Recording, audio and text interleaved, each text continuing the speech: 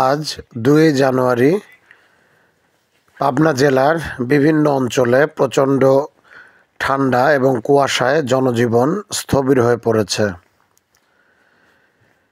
পৌর সদরগুলোর অধিকাংশ সড়কই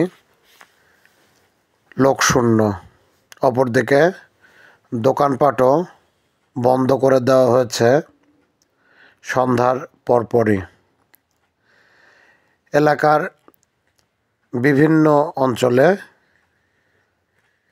শ্রমজীবী মানুষেরা বিভিন্ন কাঠখড় দিয়ে আগুন জ্বালিয়ে শীত নিবারণের চেষ্টা করছে।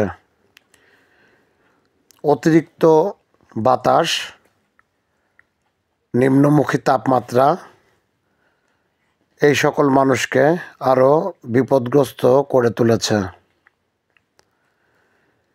খুব বেশি প্রয়োজন না থাকলে ঘর থেকে তেমন কেউ বের হচ্ছেন না।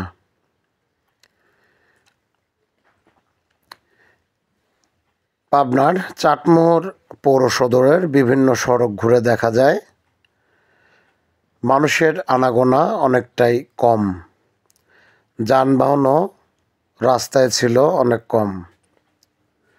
অপরদিকে খুব প্রয়োজন ব্যতীত ঘর থেকে কেউ বের হননি।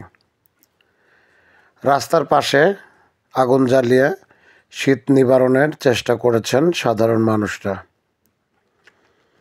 আবহাওয়া অফিস বলছেন আরও কয়েকদিন এরকম তাপমাত্রা থাকতে পারে।